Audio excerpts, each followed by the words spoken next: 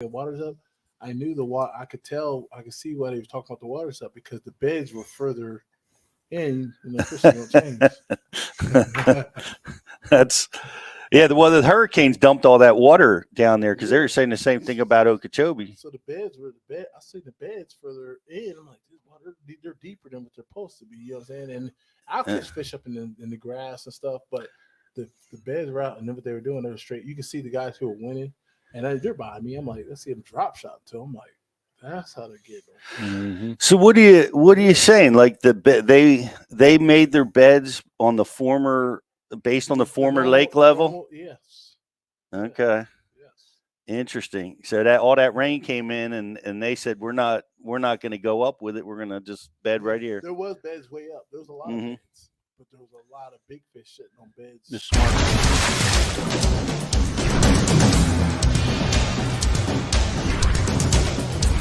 I hide in the back corner when I'm not presenting Listening in. and listen in.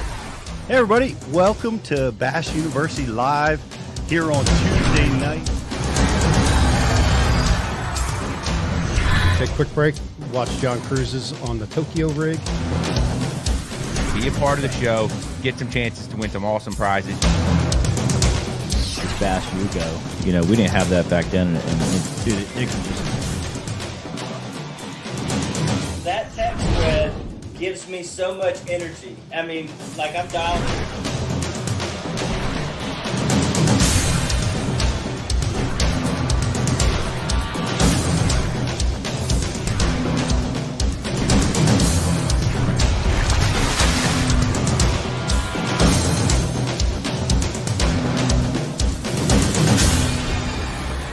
All the tournaments for 20 years, like they always started in Florida, and it's so awesome that we could get out of this weather. I do it every year. I think I might try to do it every year. That was just fun to go. Yeah. Down and do it. That was fun. Man, I want to take my boat now because let me tell you something. This fish is just like the Chesapeake. Yeah, it's no different. It might be better because it's not tidal. Right. You know what I'm saying? So you can kill a fish all day long. You can just It's grass flats just like we have here. Same thing. Forever. Wow. 2 to 4 feet of water. I mean everything. Go ahead. The grasses, everything. Everything there. Hey guys, we're just chatting away since Trent walked in the door. Man, we're talking fishing, and welcome to Bass University Live. I couldn't let you do it not live. I mean, we had to go live during that because it was just good conversation. People need to hear that stuff. Yeah, I agree. It's a cool experience. I was just like, wow, I learned so much from this and this that Florida. That fishing the change down in Florida, and it's just a great experience, and how much people. I think people don't know how much I love fishing. I love fishing more than what you think. Well, we love that, man. Yeah. You're in the house with a bunch of fish heads, sure. Guys. We are joined today by Trent Cole, Eagles Hall of Fame defensive end. Just and you live right here by us. It's so cool. You're into fishing. You've got Blitz Outdoors, your hunting and fishing show, and we bump into each other all the time out there on the Chesapeake. And thrilled to have you here with us. And man, it's been a big weekend, and we got to talk about Florida, and we're going to continue to talk about that because you just fished a Toyota down there. But man, we had a big football weekend this weekend too. Yeah, it still sucks right now. It's just bad taste in a lot of people's mouth. You can just tell the mood around just the area in general. It's just everybody's just like, because everybody knows we have a great team. We've had a great season, and you know what I'm saying, we deserve everything that pretty much came to us through the whole season. You know, the guys, we've had one of the I think one maybe the best all around put together team ever. I mean, just in my career I've ever seen. You know what I'm saying? Right. And we had the Eagles have a great leader, Jalen Hurts, and he's took that team to. I mean, it's just and then not only don't forget Sirianni. You know what I'm saying? That's the captain. The boat don't. You know what I'm saying? It don't float. It don't go until Sirianni's on there. And we knew nothing about this. Like, we were shocked when he came to town. We're like, we didn't really know his pedigree, and he was getting his first chance in the NFL. And man, he did a hell of a job with it. I think a lot of people were like, okay, young guy coming in. Mhm. This is different. It's different. It's very different. We ain't seen this really kind of see this in Philly. A young guy come in and look what he's done with this team. I mean, next level. Job. Man, he sure enough did, and I got to say, I would have liked you at your prime in there. I think you might have sacked Mahomes a couple times, giving us one more chance at a score. It would be fun to be part of that team. It seems like they're having a great time, and they're going to bounce back. You know what I'm saying? They're going to bounce back. I mean, they got they know they got the plan. They got the blueprint. So they know what they need to do. Hurts, he had a quote that I loved, and he was being interviewed, and they asked him a question, and he goes, before you had an opinion, I had a purpose. Wow. And what an amazing quote, and just the maturity at 24 years old to be able to lead a team of veterans like that, man, it's pretty impressive. Yeah, that's and he spoke the truth. I think everybody has a purpose. Yes. You know what I'm saying? And that's what comes first, right? And then everything comes after that. It doesn't happen by accident. Yep. In other words, he's and the other one that he constantly beats the drum on, which I love. My son wrestles, so we're always struggling through adversity, trying to learn from your losses, because they're powerful tools for learning, and that's what he's always talking about is taking the opportunity to learn from the defeat, learn from the loss. He's going to embrace that, and then it shows in his maturity and his wins. So like I said, we it's like I said, they had an incredible season, man. It's just like it sucks the way it ended, the end like that. You feel like you're almost helpless. Yeah. But like I said, it's a learning experience for them, and it's any given Sunday. You never know what can happen. That's right. But Kansas City's, like I said, hats off to Kansas City. They're a great team as well. Mahomes is a great quarterback as well.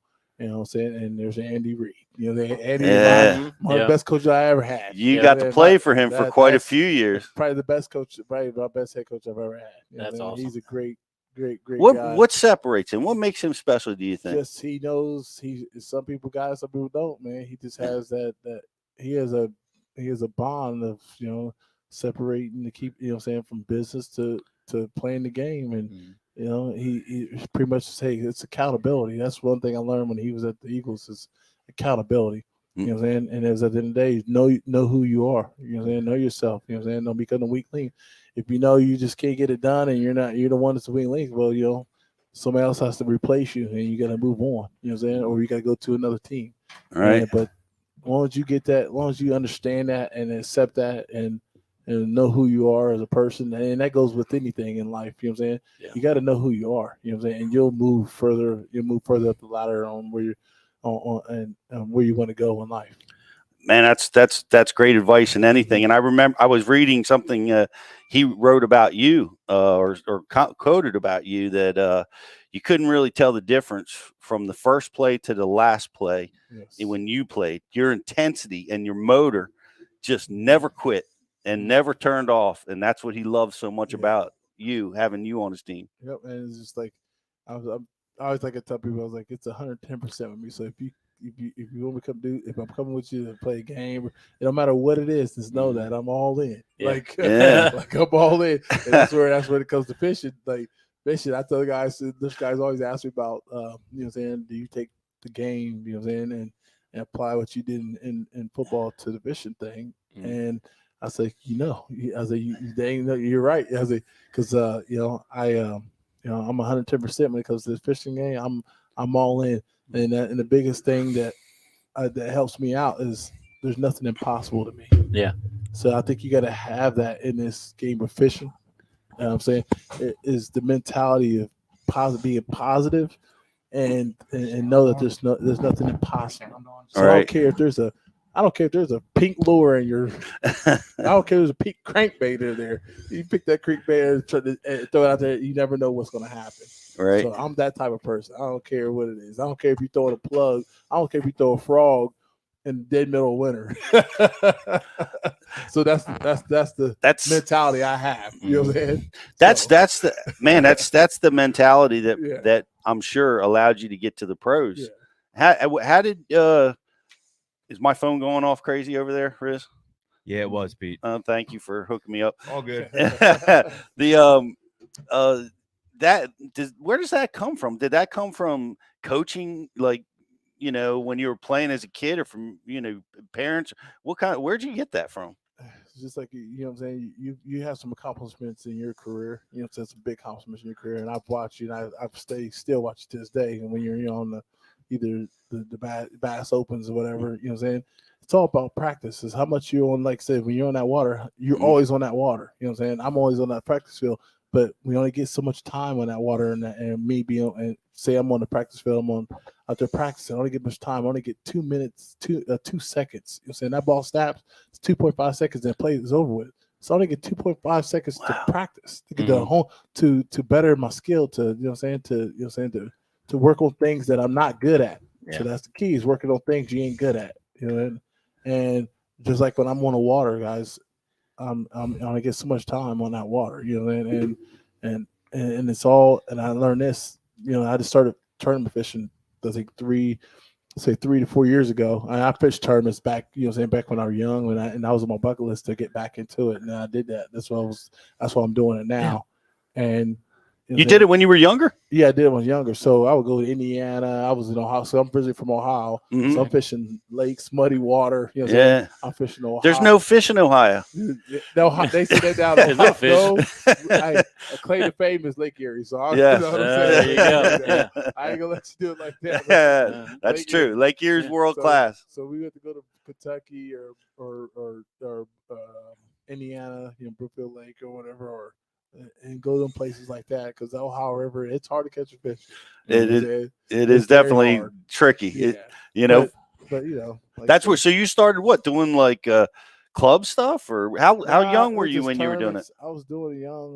I was doing some tournaments here and there. I was doing small tournaments. It was nothing big. You know what I'm saying? Mm-hmm. But I told myself I was going to, you know what I'm saying, because you know, I'm for the country, man. I'm from small town, and you know, we watch ESPN every day. We watch hunting and fishing every day. That's our lives. Like, that's we watch the hunting and fishing every day. You know, we're big, I'm saying, Jimmy Houston fans, me and my brothers, and love that guy. Yeah, we were big fans of Jimmy Houston back then. So, you know, and that's what we could do, because you know we live out sticks, and you know, the only thing was to do was go hunt and fish, and that's it. And so.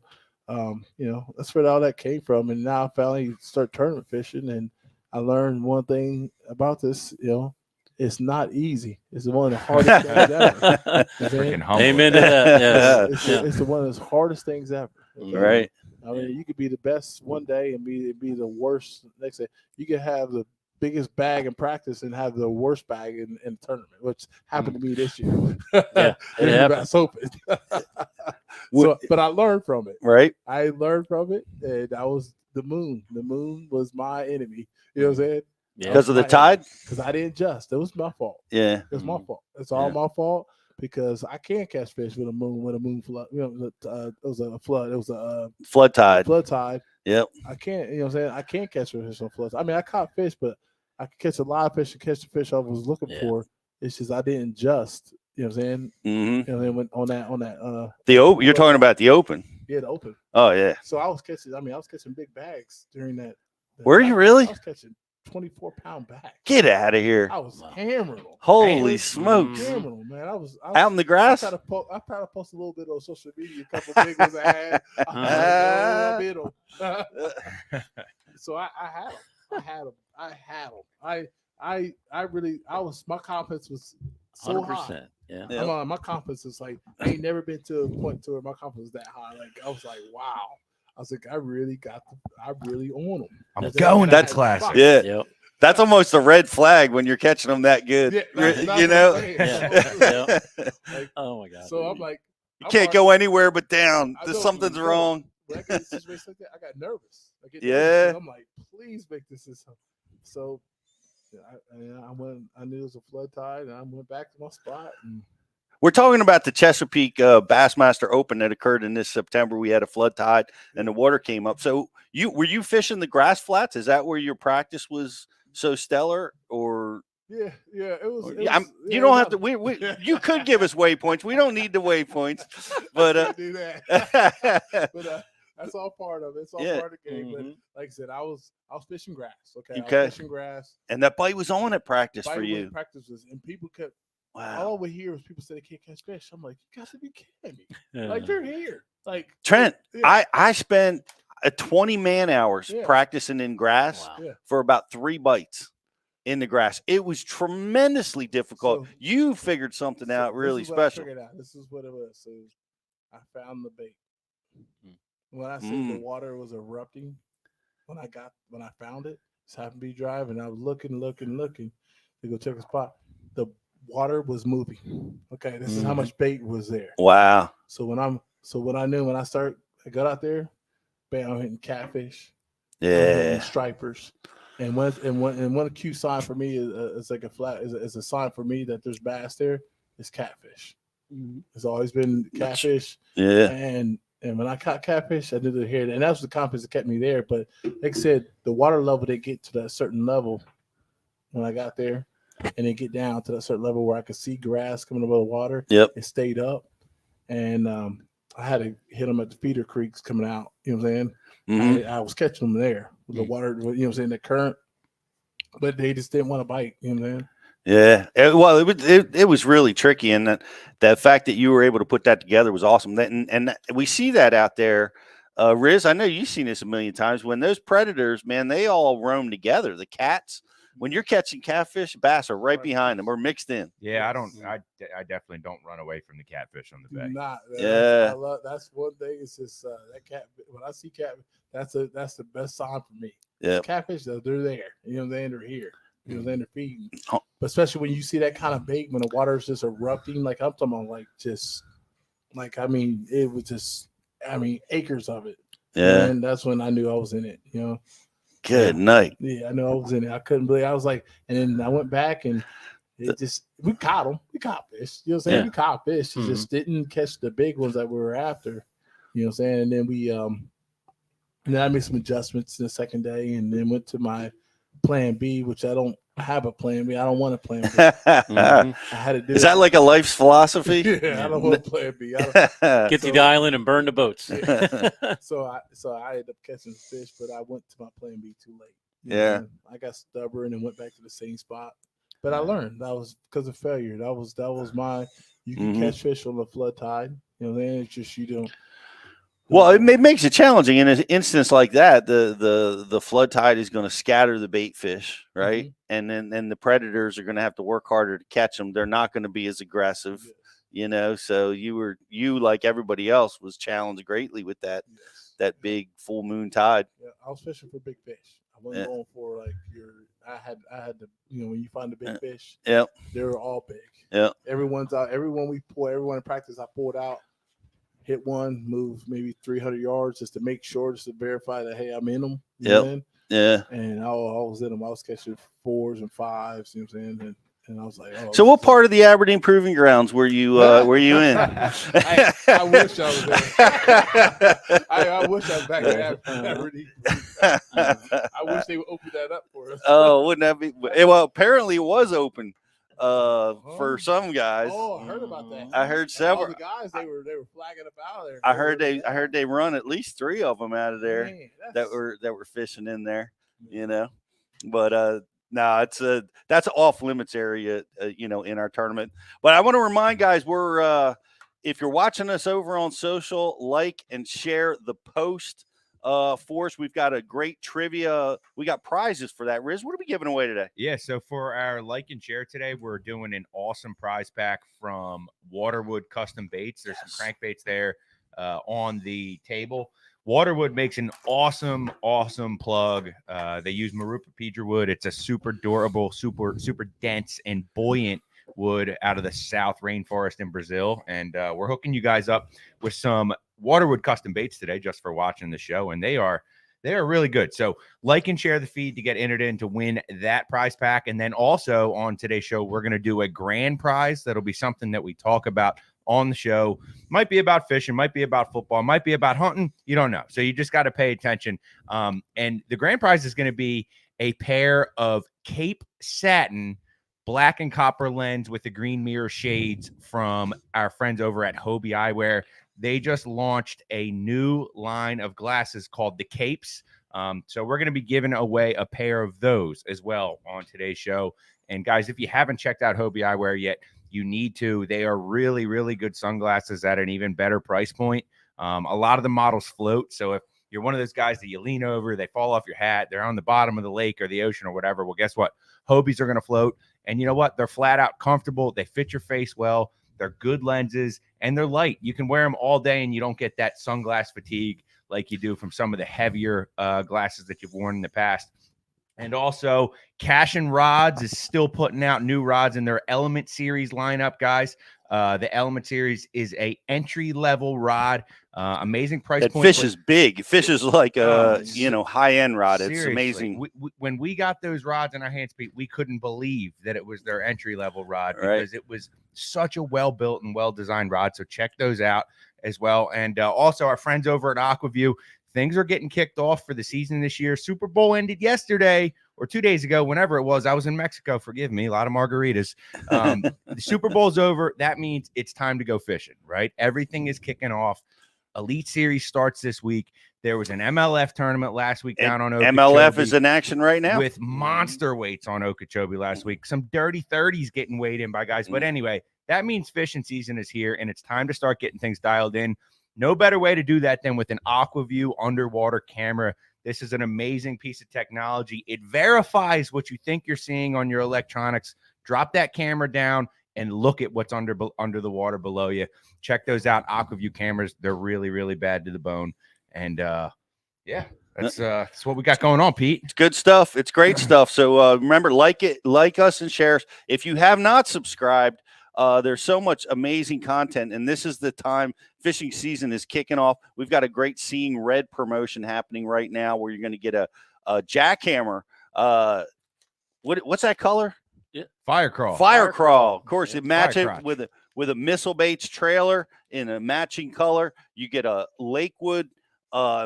Great tackle systems. You're really going to love this product. The crankbaits and the chatterbaits are the same color as my nose right now. Red. You look like you've got a little color on you. D6, that's your demon tan. Yeah. I got that DT6. And with DT6 Demon is in that package too. So get over there and get yourself subscribed to Bass U TV. And I want, let's bring this up, man. We've had one of the most monumental things happen, I think, in fishing yesterday, which was the GOAT in our sport announced that this is going to be his last year in fishing.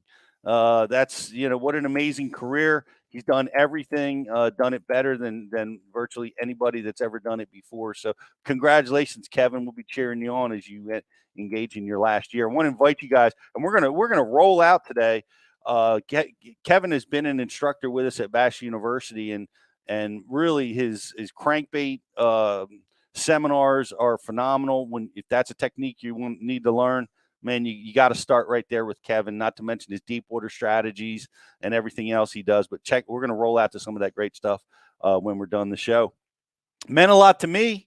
Like Kevin was my hero when I started watching fishing. We're about the same age, but he started probably 5 or 10 years before I did. And I just watched him win Rookie of the Year, Angler of the Year, and all the rest. And did you watch him in fishing? Oh, yeah. Did he have an influence on you at all? Oh, yeah. I mean, Jimmy Hughes was like kind of our, just just that voice. Jimmy Hughes' voice. Yeah, he just makes it fun. Yeah, and and all the rest of them. Like I said, he's had a big impact on. Just the fishing industry, and where I think he's going to, like you said, from what I've read, that he's going to keep pushing, pushing this passion of ours even further. Awesome. This industry even further on. Yeah. Good for him. I know. My rookie season, like you just went on this tournament. My first season, I drew out with Kevin. Right? How about that? Wow. crazy. We drew out at Lake Eufaula in Alabama, and we back then the invitationals, the two boaters would pair together, and you decide whose boat to use and whose water to fish and that sort of stuff. Wow. So I'm trying to make it. I'm trying to make it to the top 100. You demanded that you fish your water. You did not let Kevin have his. I was worried that if I got in a boat with Kevin, that I was going to be backboated, and he was going to go ahead and go win the tournament, and I was going to not have a chance to qualify for anything. And so we debated for a long time, but he convinced me to go with him, and it was a great day. Honestly, lessons I learned that day, I still use today for offshore fishing. And that's what we fish. We were fishing post spawn, deep cranking, and just some amazing stuff. But you might have heard this story before, but it's an amazing experience. Kevin, back then, no nets. We help each other land the fish. And I'm from here, right? I've caught a 6-pounder at this time in my life and my career. Kevin's hooked up with, a giant, and he's asking me to help. And I'm like, I'm scared to death. I don't want to lose the fish. I don't want to get hooked. He's got treble hooks, and up comes this fish. It's as long as my arms, biggest fish I ever seen. And he runs down. He's like, Pete, here he comes. He comes up again, and I see this big boil comes up as the fish runs off, and another 10 yards of line. And he goes, okay, I got him. And now he's bringing this fish up, and I'm down there, man. I'm gonna bear hug these fish. I don't know what I'm gonna do. No net. I got to hand land this fish for him. I'm gonna sacrifice the bot, whatever it takes. And all of a sudden, fat-free shad comes flying past my head, and the fish is gone. Like, he never jumped. He was 5 feet down. Okay. And it just, the bait come flying right by my head. And this is when I knew I was dealing with a different kind of human being, because, I would have done, I don't know what I would have done, but I would have done something different than what he did. Man, he put his head down, checked his rod, his line, his hooks and everything. Right back in there. Didn't even phase him. Lost a 10-pound fish. Did not get phased mentally. Not for a moment. Ken Duke said yesterday on BTL, Kevin Van Dam is the only angler that Ken Duke has ever seen. When he loses a fish at the side of the boat, he uses the momentum of the bait coming back to make his next cast. Yeah. On the spot. There is no wasted time at all, right? And it goes back to relentless. If you make one bite, get back in as quick as you can. Make the next one bite. And like you said, nobody else can do that. Nobody can do that. Like, that's what made Kevin Kevin. It's what makes Kevin Kevin. You probably played against guys with that. You might be that guy. I am like that. I'm relentless. Like, I'm just a grinder. Like, go to the end. There's guys that'll tell you around here that know me and fish. They'll tell you shit like, he's not leaving that test of that bay unless he catches a fish. I don't care if it's one fish. Coming home. Relentless. One fish, and I'll be all right. Just one fish before I have a bad day. I'm gonna catch one fish. Yeah. Well, that intensity impressed me, and it was like 3 hours later, I think he said, "Man, that one I lost back there was a pretty good one," and that was it. That was his expression for losing a monster like that, So, yeah, he showed that relentless intensity throughout his career, and he's won 4 classics and I don't know how many Angler of the Year titles, and just an amazing influence on the sport. Created lure lines and just influenced so many in the sport that we all love. So, well, congratulations, Kevin, on your last year, and wish you all the best. We're certainly going to be watching, and I kind of feel like this might be his best year. You know what I mean? It would be great. Yeah. That's what I think a lot of people probably thought about that. Like, man, I just hope he has the best year ever. That's what I said. As soon as I saw that come off the screen, so I hope that man has the best year he could ever have. That's what I said to myself. Yeah. I hope so. I think you will. But you were let me ask you this. Like, you're making your way into the world of fishing. And by the way, guys, you have any questions for Trent? Let us know on the IM board. We'll pass them along. Whatever you want to talk about, fishing, football. Let's not talk about the Eagles loss too much. And for those people that don't know, don't need to relive that. Yeah, no, probably nobody recognizes this guy standing next to me. It's his first time on camera. So. Oh yeah, that's right. Welcome to Hollywood. Little camera shots, all right though. Yeah, let us introduce Justin Hurant, our a new intern here at Bass University. Justin, it's great to have you on the show. Yeah, happy to be back here. No class today. I'm on Bass U Live instead. Hopefully I don't get in trouble for my professor, so we'll be all right. Yeah. Well, we have no class here at Bass U either. Well, it's all class. It's all studies. We're I am in class. We're studying the fish. That's what we do. Yep. We definitely have. Now you made it to the top in pro fishing. There, you're trying to make it through or pro football, obviously, and trying to make it through pro. What are there parallels? Like, is there things that you see are the same, or is it a completely different kind of competition? It's just like I said, this sport. When I got to the fishing, gets pros and all that stuff, and enter into all these big tournaments, these big money tournaments. And seeing that the grueling days of this leading up to it, you're practicing, you might have really hot days, and then when you get to tournament time, you're running full speed, and I mean everything's on your head, and I mean it's just no different from football. Like just like when it comes to like fishing, like you got to worry about your motor, your battery. You got to, your body might get sore from standing too long, or just, hoping that Mother Nature's going to do her part. There's a lot of things on your mind that and this is all, like I said, comes from practice.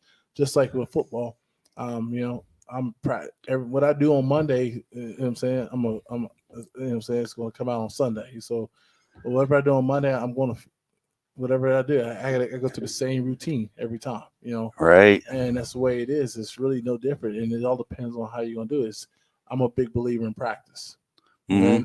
And just like I said, coming to the fishing world, time is key. It's just key.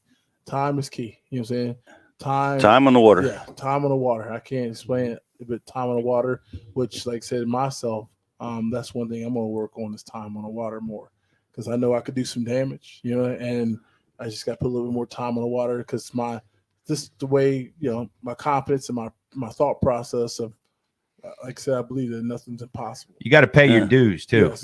And Trent, you did that, man. Yep. You did that. I've seen this. I've seen Trent from, we got on the bay around the same time, and, we kind of have had similar progressions through the bay. And like you said, time on the water, you got to pay your dues. You got to earn it. You got to learn it. And really that's, I've seen it firsthand. So and there's times where, people say don't come in one fish, man. I'm that guy that's going to come in with one fish away. Yeah. That's an amazing characteristic. I do that on purpose for me. You know what I'm saying? For me, it's just a pride thing. Like, okay. Hell yeah. And that's the one thing I learned. But I got to that level of fishing, man. Like, I was like, okay, I'm going to go out here and put easy 5 in the boat. I've been practicing. Man, it's just hard to put 1 in the boat. You know what I'm saying? And then it just seems like once you get that 1 in the boat, and you get that number 2, and then it just starts getting – it's a little bit easier, you know what I'm saying, because you're on them, you know what you're in, you know how to get them. Mm-hmm. And that's what I learned, man. It's like it is hard just to let alone put 1 or 2 fish in the boat. Yeah, that first one and the last one. Yeah. Those are the 2 hardest. So put 5 together, putting a limit of 5 fish together is very hard. But like I said, it's keeps you coming back, man. It keeps you come back, because you want type guys like I'm the type of guy I want to know. I gotta know. I have to know. I want to know. I'm like, how is, what I'm saying, Riz over here, you over here putting 5 fish in the boat for 23 pounds, 24 pounds. And I was like, God, you know what I'm saying? I was like, that's where I want to be at one of these days. I'm going to do that, but I haven't done that yet. I've got over 20 pounds. I've got 21, but I'm looking for that 24, 26 pounds. I'm looking for them big bags. He lives there. Yeah, that's what I'm saying. He lives there, and that's the key is time on the water, man. Like tomorrow, I'm probably gonna go fishing tomorrow on Chesapeake. Yeah, I'm going, and I know that it ain't tournament time, and it won't be the same conditions, but I'm learning these fish. I want to learn where they're at. I want to learn where they're going to transition that, and that's a big thing when it comes to when I'm out there on different water sources. It's like finding them fish and where they're transitioning and where they're coming out and and just gridding it, and seeking them out. Time on the water is always you want to do your film work. Yeah. You want to do your study time, your prep time. Winter time is a great time for that. But no replacing time on the water. The mental side of it, that's what I've found most challenging about fishing is to keep your, you got 2.5 seconds per play. Yep. So you got to have your head in that for 2.5 seconds fishing is like 10 hours where you got to be on point for 10 hours. Yeah. And that's very difficult. And you gotta have, and it comes with this, man. Patience. Patience is very key, and even in football and sport. This is sports in general. Gotta have patience. Patience to me wins. And that's what it comes with. Depends on what water source you're on. Like the Chesapeake. Say the Chesapeake. It's different. It's tidal water. Yeah. So the fishes are biting when you get some current and get water moving. When that tide starts to change, you might be waiting for hours before you get a bite. But you're sitting in the same spot. I don't move, sitting there, and boom, son, it just turns on. And also you look around there, everybody hooked up. You see, there's times where I'll be out there. I've seen 7 guys hooked up the same time around me. And it's because the tide, moving. But it's like football, you only get so many seconds to, when I did my sky report, like Tom Brady example. The sky report against him, and I remember they said he had 2 point. If I can remember, it was like 2.3 seconds or 2.5 seconds to get the ball off, or it's all on him. It's his fault, not his lineman's fault. Wow. And that's how fast, and that's the time I had to get to him before he get that ball. And a lot of times, I say more than most of the time, average, he was getting up at 2 seconds. Wow. Yeah. And it was very hard. I was getting right when he already getting the ball out. And it's just hard. That's why he was so good of a quarterback, because he already had a plan. He already knew where to go because he studied. He put time on film. He put time out there, and he studied. And that's what comes along with fishing. Same thing fishing. Even though I'm out there fishing, I keep saying time on the water. No, there's other things like spending time. Even saying looking at maps, the grid maps, and finding studying lakes and creeks and stuff, and trying to expand, trying to do whatever you can to just get close to the goal. Yeah. Control the things you can control. Yes. And those are definitely things you can control. Justin, what do you got going on over there? All right, so we got a couple questions on the message board for you, Trent. Rich is wondering, where have you had more pressure, in football or fishing? Is it close? What? Is it close? Wow. Let me see your pressure. Yeah. Oh, man, it's the same. It's the same. I'm gonna be straight with you. It's the same. There's times when I'm fishing where I need that one big fish. Just give me that one, and I know it's there. I know they're there. You know what I'm saying? And you're just freaking. You almost lose your mind. Like you're just. I mean, if you're cranking, and I'm out there instead of throwing a swim jig, it's swim jig time. I'm out there with a swim jig, and you just they're there. Like I gotta get it. And all of a sudden, if anybody knows me and been on the boat with me, I'm talking to myself. I'm over trying to manifest this to happen, okay? I do the same thing. I talk to myself. Yeah, that GoPro picks up everything. Just one more. I'm sitting there just. Yep. I mean, and the thing is, I'll tell you this. I'll let you know inside of it. How I'm on the boat. I don't eat. I don't eat, and I don't drink. But now I changed that this past at the end of the year. I changed that because I'm telling you this, guys. This is honest truth. You got, and it's something that I recommend everybody should do.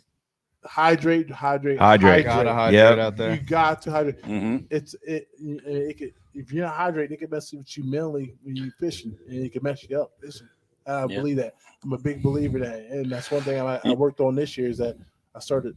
I started drinking water, and I started trying to take a drink of water. I got to take a break and drink water, right? Because I'm telling you, not being hydrated can really physically mess with your whole body, your state of mind, and it can mess with your fishing. What do you go with, the water bottles or the jug, or what's your deal? I'm gonna say this. It's kind of funny, but he's gonna laugh. Well, I saw him. I saw you one day with a jug, and he froze it. And I think I asked him what he was doing with the jug. He froze. We was in the back. He froze the straight ice. Put them all in jugs and ice. You iced them all up. Yep. He put them in the thing. So we're out there and it was hot. It was blazing hot. And by the time they would be out there in the water trying to drink them, they're melting and it stay cold the whole entire day. Yep. And I remember. I don't know if you remember. I remember asking him. I was like, man, so what you doing with the big jugs? And these are all iced. So you freeze the jugs. Yep. Dr. Riz. That's awesome. I have a different way of hydrating. I tend to fall in. I just go right in. Scuba Pete. It's that was I caught that one live. Man. That was hilarious. I was like, you went in like you just cut the water like cutting butter. I'm like Diddy guys. No splash or nothing. I was like, oh man, Bounce gave and go. up. You knew he was going. His arms didn't even go out. He's just like, there comes a point where you got to just roll with the punches, man. That's how I know you love fishing. Because we get a lot of people that try sports challenging, but we're all like that when we don't want to eat. You hardly take time to drink. Your focus is so intense when you are into this thing. You just, man, you don't have time to eat. You're in the sport. You know what I'm saying? Your body is getting, no matter if it's coming out playing football or because of fishing, you're in the sport. You're physically, your body has to be ready. It's like says, so it don't matter if you're fishing or me playing football or you playing another sport. What you do on Monday is going to affect you on Saturday and Sunday when you come to fish. It's time to play that game. Yeah. The moment of truth comes, so it's going to affect you. Whatever you put in your body, it's going to affect you. That's all I'm going to say like that. That's all I'm going to tell you. So you're saying I put the wrong things in my body. That's why I went in. You put the wrong things in your body before that, and you wonder why you're so dehydrated. Your muscles are cramping, and everybody probably understands what I'm talking about. Guilty. Guilty. Let's roll back to the IM board, Justin. All right. So Bruce wants to know what your favorite technique is, Trent. Technique. Oh, okay. As far as when it comes to just your go-to, you need in fishing. Fishing. Yep. My go-to technique. I'm a crank. I like to crank. Okay. I'm a big crank guy. Big crank guy. I just love cranking. You know what I'm saying? When it's time to throw that crankbait, I just love it. Then it's time to throw a chatterbait. That's my first go-to. You know what I'm saying? That's my first go-to. I just love cranking. That's interesting. Spending so much time around these grass lakes, I would think that you might be more into flipping or pitching or swim jigs, but you're crankbait guy. Yeah, but that's the thing is that's my first go-to. So I go to and I try to get to a point to where I'm trying to force it through to see if I can manage it. If I can't manage it, time to switch to, switch to a Cinco. You know what I'm saying? For me. You got on a crankbait biting the grass in the BFL 2 years ago, didn't you? Out in that crowd. Oh, I might just messed up and say something. Yeah. There was other people cranking too, but I was doing something different. Out there, and the people, you could tell people look at me like, "What the heck is he doing?" Yeah, they were driving around me. I see him floating around me. I'm still catching them. Like I was just, it was just like, but how did stop? Like it was unreal. You said force it through, like get the bait to come just through like clean. A swim jig. Yeah, so like what? So I was cranking it, and get caught on some grass, but you only get a certain window, and you know what I'm saying, and it's only a certain month. And then once that month is over with, because the grass is too thick to pull it through. And I was pulling it through, and when it get caught, it just pulled through like a swim jig. You know what I'm saying? I mean, they hit it instantly. I mean, it was just like wow. It's like a little rattle trap action. Yeah. Have you messed with that hybrid hunter yet, Trent? The Strike King or the 6th Sense? It's like a crankbait, but it's designed for grass. It's got the L bill on it. Wow, I have not. What is your go-to? I'm just a regular, just Bill Lewis crank. You know what I'm saying? Okay. Bill Lipless. Crank. Yeah, no. I don't do lipless. Okay. Don't do list. I like the depth 1 to 5. You know what I'm saying? Yeah. And that's Little that's square where I bill go. action. Okay. Yep, square bill action. Yep. Square bill action. We're diving. We're getting your secrets out here. It's a Bass University.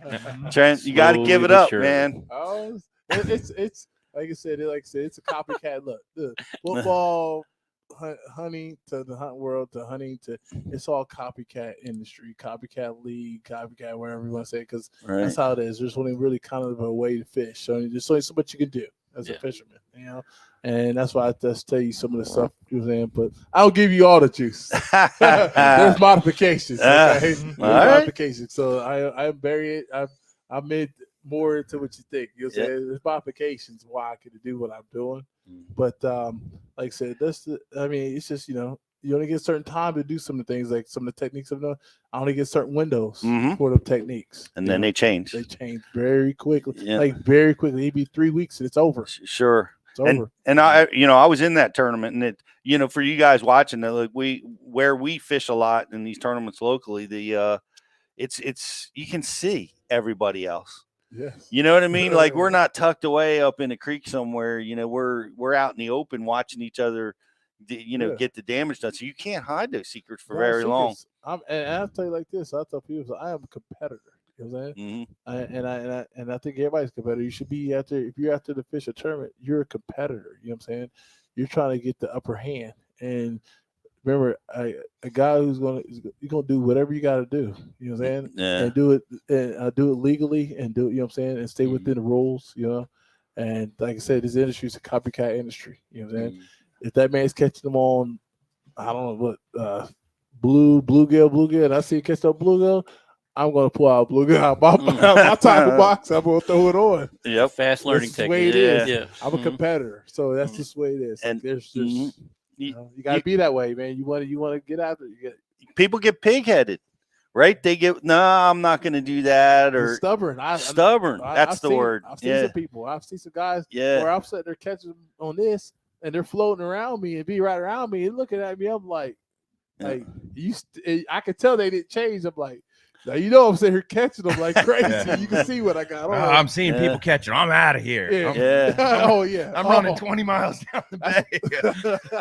That's me. I see people catching them around me. I'm like, I'm doing my way. See what I got? I got a white chatterbait on.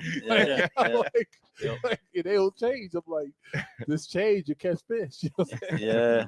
Just gotta watch. You do, and it's hard. It's hard to do. It's hard to make those changes when you're on the fly like that, because you were catching them this way yesterday, and now you got to try to figure it out on the fly. You know. Hey, it separates. That's what separates everybody, right? And then throw a short tide memory right in the middle of it. Separates everybody. Separates everybody.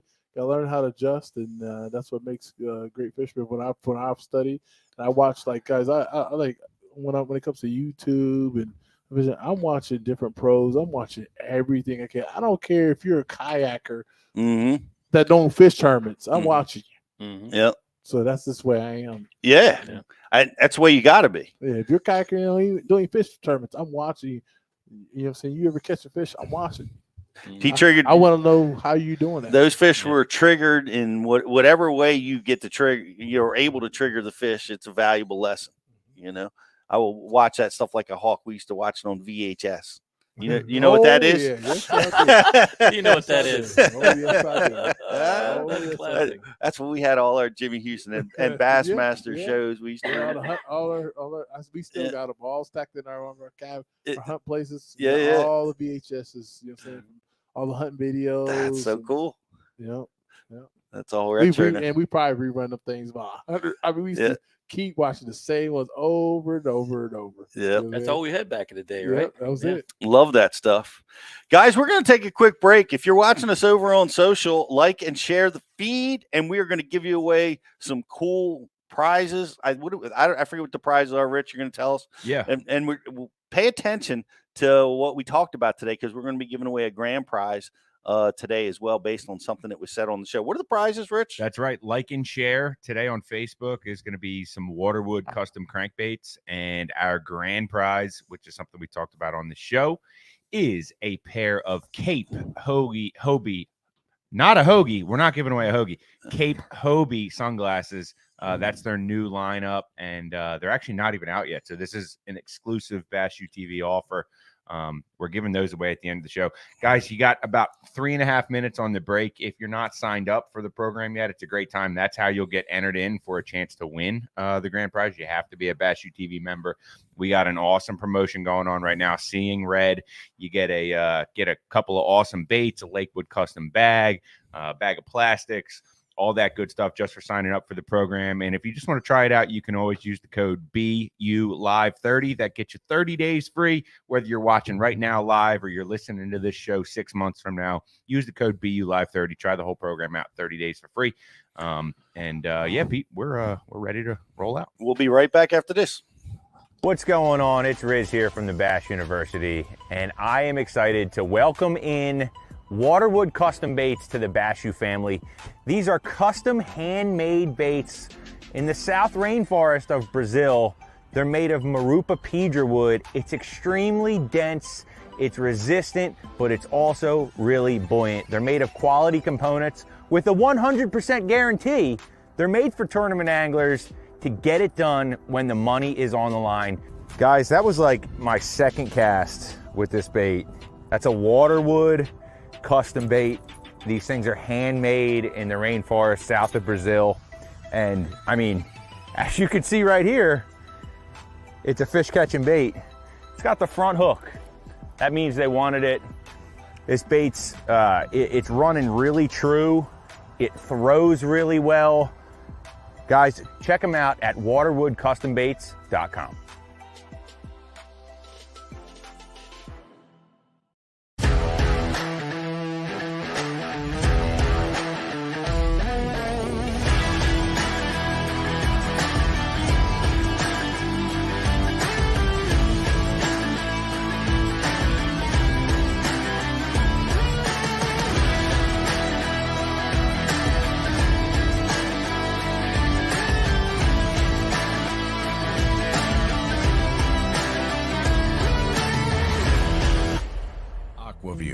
The leader in underwater viewing technology.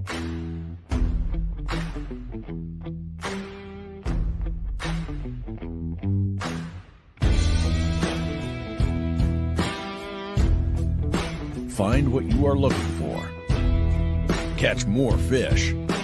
Have more fun. AquaView. Seeing is believing. Why do you love catching fishing rods? I'm truly losing less fish. Is the sensitivity of the rod. That they're made right here in North Carolina in the USA.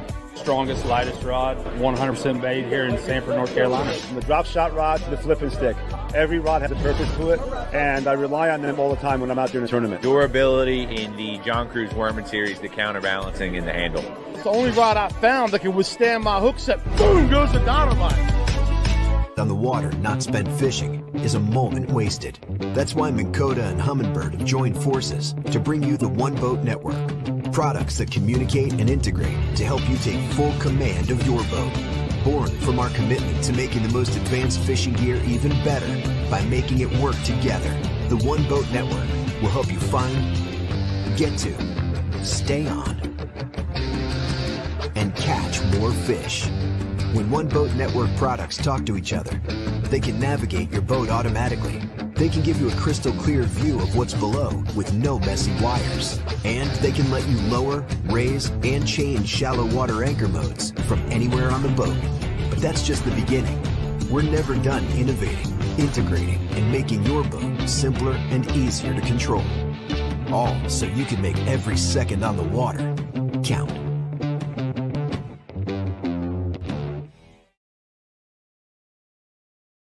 Tomorrow. Get close there. Fishing with Trent. Welcome back to Bash U Live. We're here with Eagles Hall of Fame defensive end and an aspiring professional bass angler with us today. We're during the break. We can't stop talking about fishing.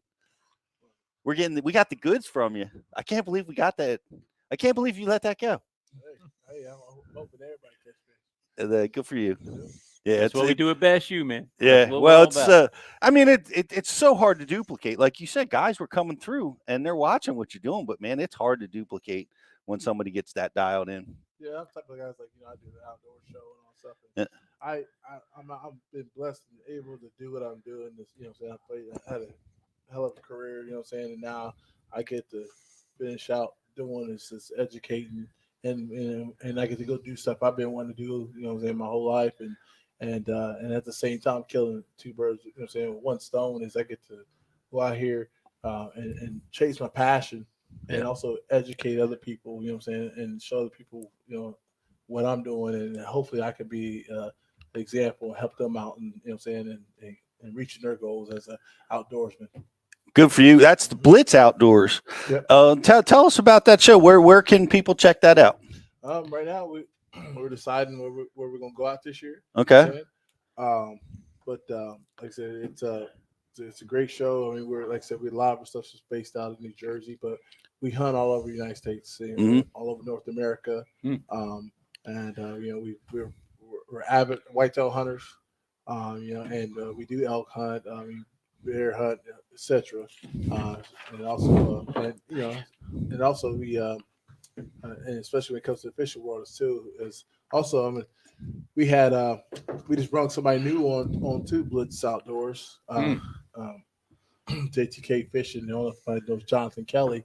Yep. One of the new guys on sophomore season on the Elites. So we signed him on to Blitz Outdoors, which we're pretty excited about that. Cool. Because he's scary. With that starts tomorrow or it starts this week. Yeah. 2 days, yeah. 2 days. So he's out there practicing right now, and we're excited to bring on Jonathan Kelly onto Blitz Outdoors and stuff. But like I said, it's a great show. It's just educational, just kind of showing people, different areas, like from anywhere from Illinois to Texas to Ohio to to the East Coast. What's the life of an East Coast hunter? I mean, it's different in different places, and just showing the techniques and it's just educating them on the products that we use as well.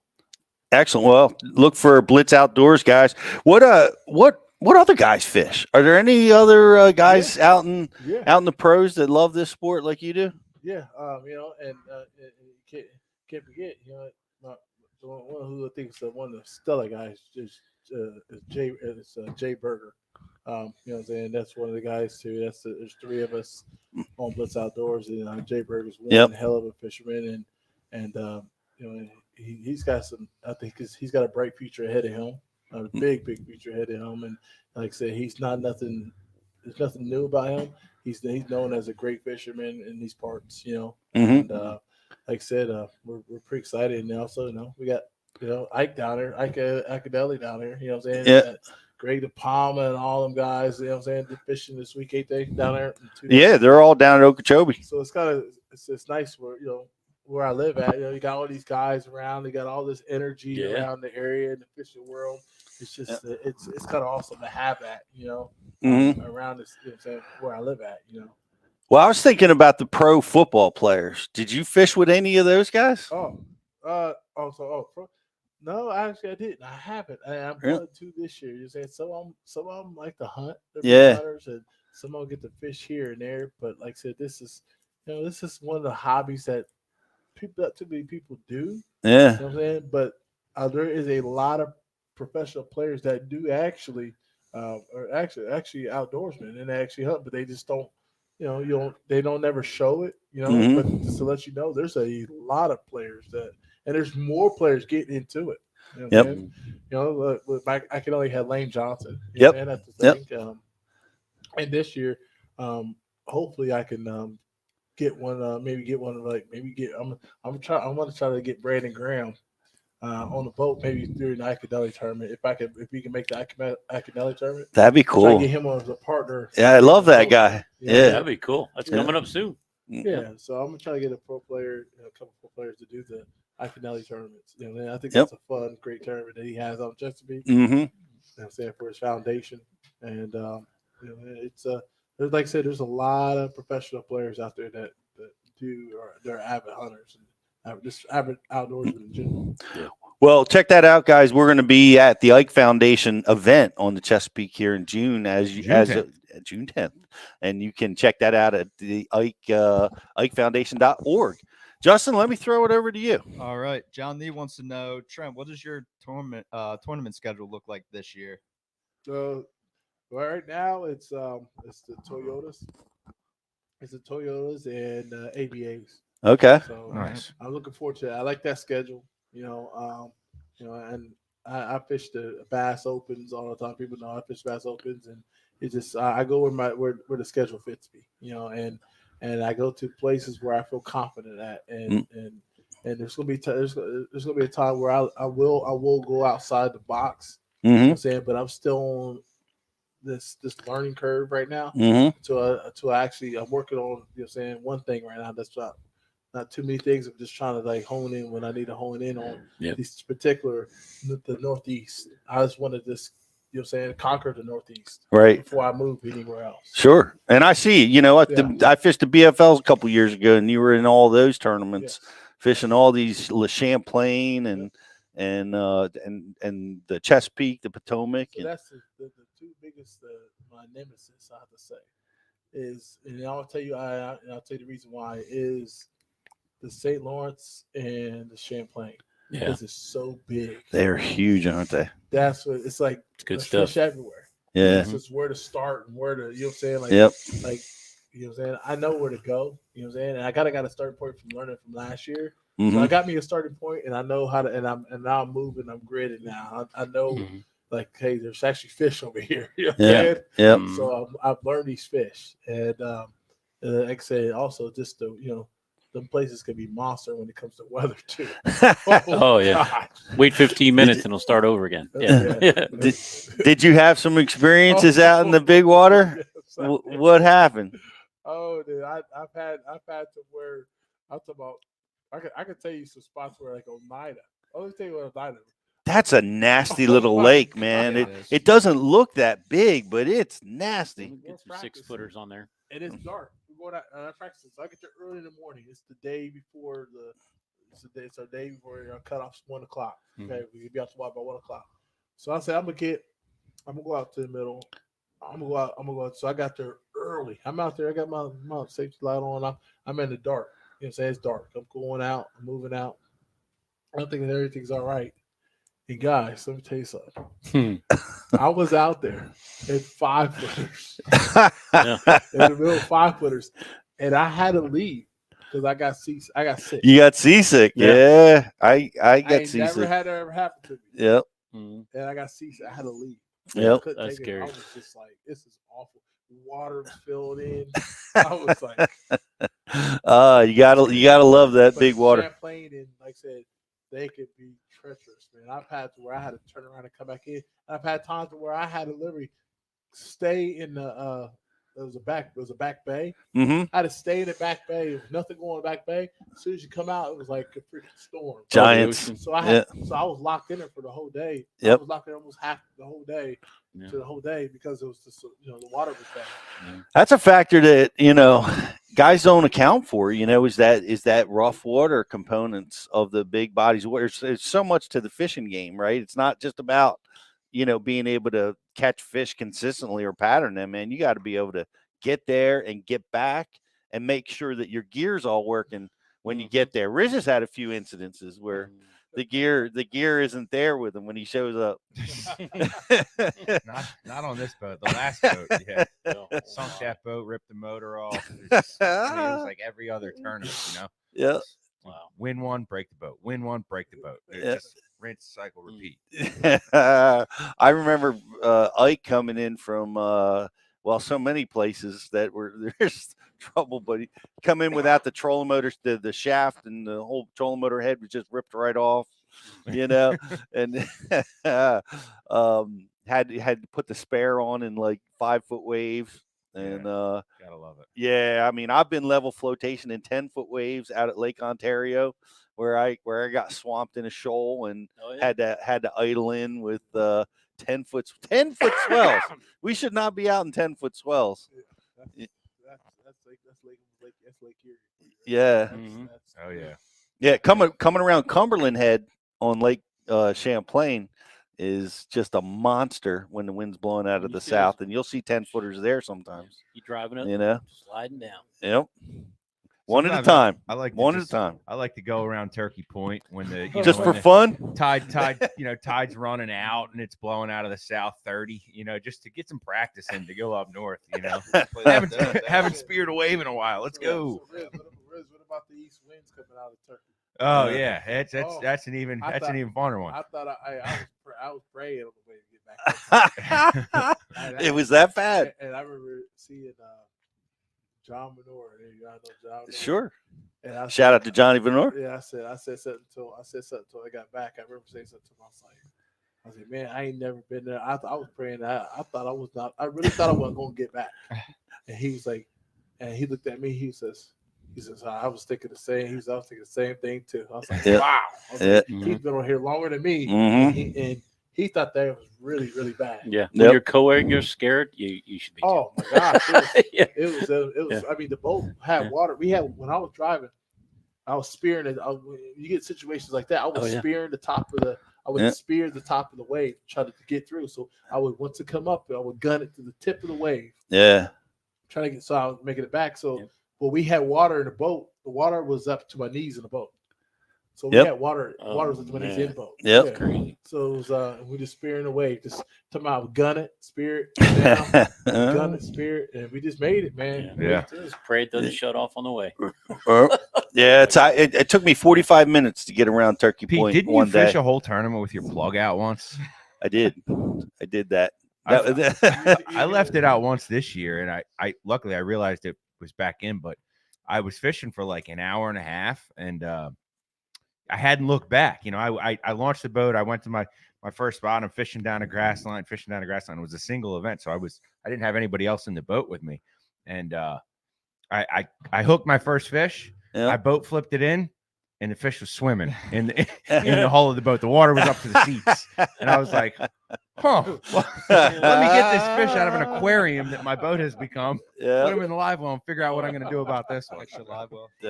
That's funny. Yeah, I did that on Lake Ontario, and if your plug, if the pressure from the water is just right, it'll hold that plug against the hole, and it won't but trickle in. But if it'll leak all day. It's not ill-advised. But did you watch? I was watching the MLF. I can't remember who it was, but man, did you see that fish jump out of his live well? No. Any of you guys see that? No. Was that at Okeechobee? It was at Okeechobee, and he wrestled. He wrangled it right. It come flying right out of there, and he captured it right at the gunnel before it went back in the drink. Oh my gosh! That's one thing I noticed about the fish down there in Florida. Like I had one of my had these guys. The guys had the tubes, the foam tubes. Yeah, sure. Thank God, my boater had the things, because these fish was trying to jump out the line. Feisty, huh? Every time I was put one in, yeah, always one trying to jump out the line. Well, I'm like, God, these fish are like relentless down there. They are. What is that with the Florida strain being? I don't know. It's aggressive, man. Yeah, they are crazy. The hotter weather gets them too, and I see guys doing that all the time. And I know it happens a lot, but guys, they just flip the live wells open, and they start going through the culling process without. I peek in there and grab those fish out of there, sneak them out, close it. I'm so worried that they're going to get out, and it's happened so many times. Is carrying the bag up the floating dock with the park at Naughty Goose. Yeah, and you got to walk up the floating. Dude, I 2-arm it. I put the person next to me. I'm like, dude, put your arms out, because I've seen the bags blow open and the fish go shooting out of the side of the bag. Yep. And like, dude, that happens at on the Naughty Goose dock. You're done. You're not getting that fish. Nope. 2 times right on the boat right there. What? The fish jumped on the boat. It starts flapping around on the way in. I'm over jumping on the boat. Oh my gosh! I've lost one in the tournament. That Florida string, I recommend to have the tubes. Them That's crazy. Tubes. Yeah. Everybody should have it, because them fish are very aggressive, and they want out of there. They want out. They'll help. I'd never heard that before. I didn't realize that. Yeah. Well, they do. I mean, the reason you put them in there is, for the rough boat rides, to keep them, baffles or whatever, protected and cushioned. But it definitely works. At Bass U, Mark Davis told a story I'll never forget it. Okeechobee, 90%. He was running a long way back through some heavy water, and as he's running, he feels something on his shoulder, and then he feels it again, and he looks back, and his live well is wide open, Oh my and his God. whole bag is flopping around the back deck of the boat. Oh my God. and he stopped, and he's trying to collect these fish, and he gets them all collected, and he's got, I think, 2 or 3, and like a good bag went right back into the drink. Oh Jumped my God. jumped out of his well on Dude, the ride. that's nightmare fuel right there. Can you imagine? Jeez. look back there, 20 pounds of bass flopping around on your deck. Whew. Oh That'd be hard. That'd be hard to go to sleep with. Oh man, I can't imagine. I've had a breakdown where I had to throw my fish back a couple times because couldn't make it back to weigh in. Yeah. And that's like shooting a big bucket, not finding it. Ooh. Yeah. Shooting the biggest bucket of a chance you ever had and not finding it. Not finding it. That's the worst. That's hard to recover from. Yeah. We need Kevin Van Dam's advice on that. Where are you going to go with your fishing? Are you trying to make the elite? You going to go on to the Tackle Warehouse tour? What do you think? I'm trying to plan this out pretty good. I mean, I'm trying to I'm giving it a few more years before I kind of make a decision. It's because I'm at a stage where I got four kids, and they're young. They're in a young stage, so I'm kind of moving through that situation because I want to be around and be there for them and stuff. And I think once I get older, I'll be able to, I could just maybe move a little bit more easier. Yep. But I'll start fishing that kind of tour and just fishing that only. You know what I'm saying? Yep. Fishing that only, and I've been thinking about it. I would love to do it. I want to. It's like 6 months on the road, and that's hard to do with a business and a family. That's tough. Family and property. So I like it how it is now. Yeah. I get to go fish these tournaments, and I get to fish a few tournaments here, there, and there, and that's it. That's what I could do. That's what my lifestyle allows me to do. Right. Because I can't really. I got I do the hunting shows and stuff. So I'm geared towards doing the television show when it comes to hunting. When hunting season it's hunting time. But the fishing always still be there. You know what I'm saying? I'm still fishing, but managing time, and that's what every outdoorsman you got to remember something. Just remember, you know what I'm saying? There's a responsibility at home. And you just don't forget about it. You know what I'm saying? Just you gotta. It's a lifestyle, and and don't forget about what's at home. Yeah. Yeah, 100%. Especially on Valentine's Day, gentlemen. Yeah. Don't forget the ladies tonight. Yep. Happy VD Day, everybody. All you gotta do is don't get at home. Just do whatever you gotta do to keep making everybody happy. That's what I'm saying. That's all you right? Yeah. Yep. It's just happiness. That's I'm it. stopping at the It don't Hallmark matter, store. You might not have to be home to make people happy. Yeah. Just make sure you do what you gotta do to make people happy. That's all. You make Amen. people happy, hey, it's all good. It's all good. So do you have your sights someday to be an elite angler? It's yeah, I do. Awesome. I mean, I'm a relentless type person. I'm I'm a competitor. You know what I'm saying? Yeah. It's just it's drop the hammer, let's go. You know what I'm saying? I want to compete. You know what I'm saying? Because it's just I feel like this. If you ain't competing, it really ain't no fun. Yeah. To me. Okay. If I ain't competing, it ain't fun to me. You know what I mean? I gotta have something. I get that. Yeah, it ain't fun to me. You know what I'm saying? I won the war, but I got to win. I got to win the battle. That's with me. You know what I'm saying? With anything, the battle's with me. You know what I'm saying? It's myself. You know what I'm saying? And that's who I'm battling against. And you know how to fish. You know how to.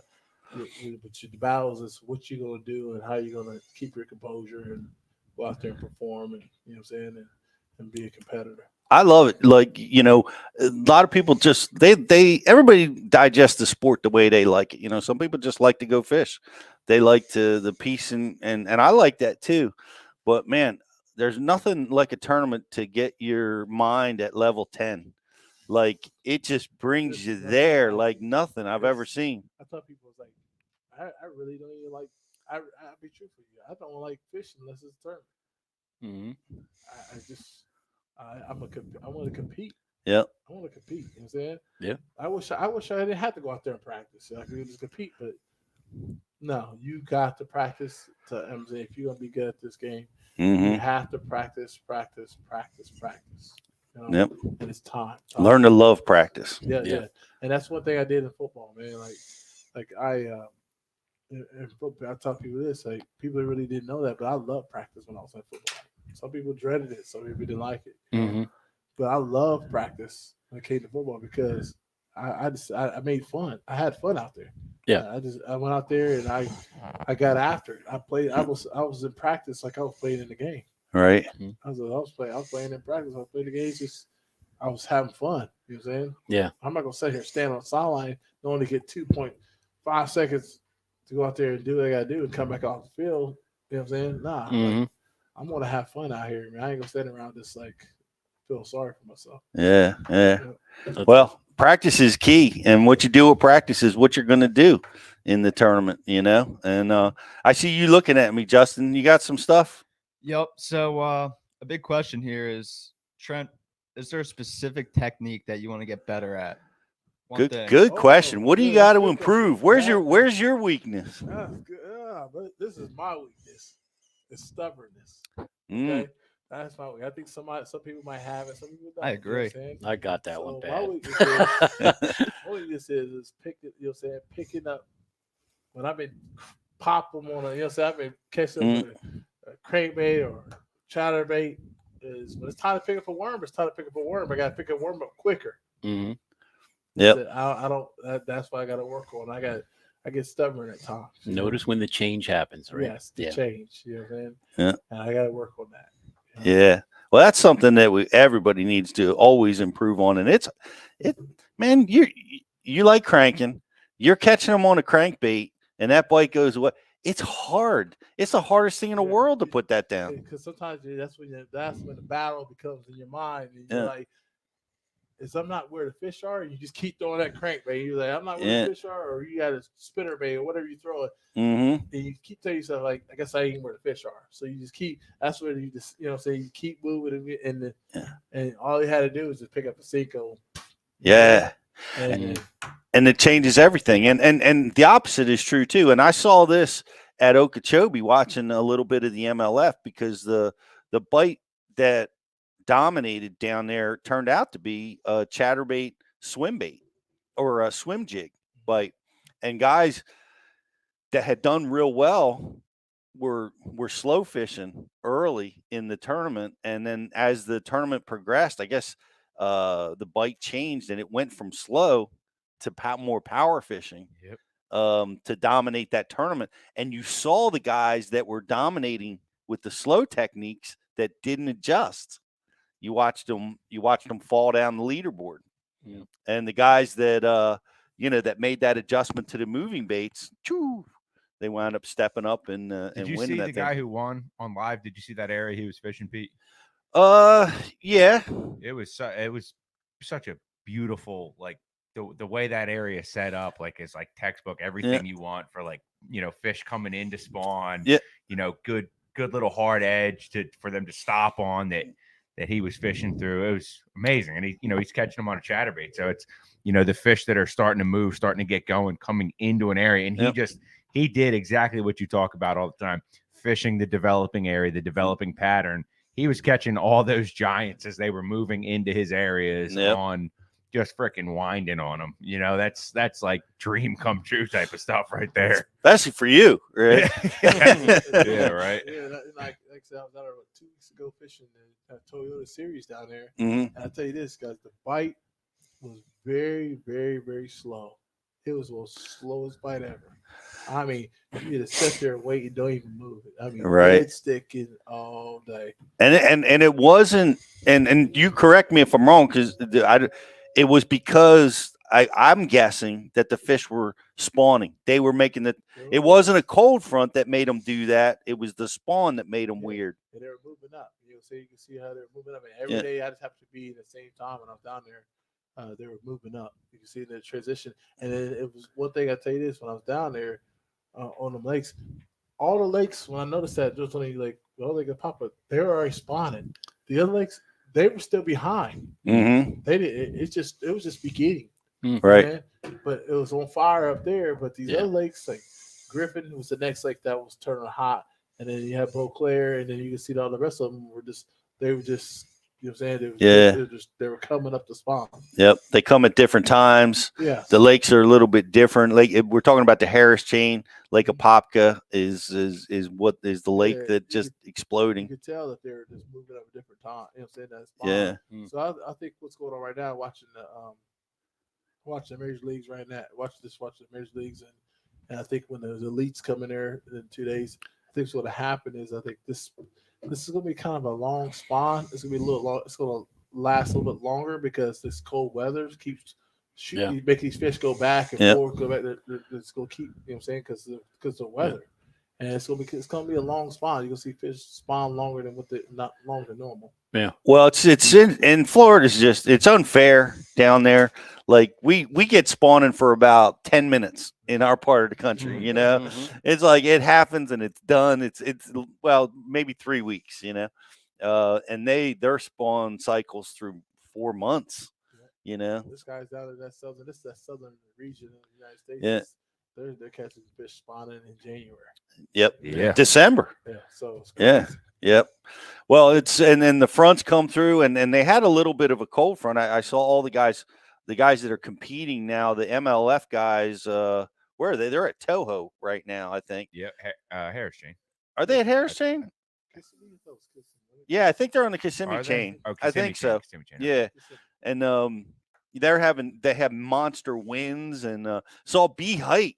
How cool was that? By the way, we're giving away one of B Height's jackhammers for annual subscribers on our Seeing Red promotion. Yes. But it was really cool to see the designer of that bait.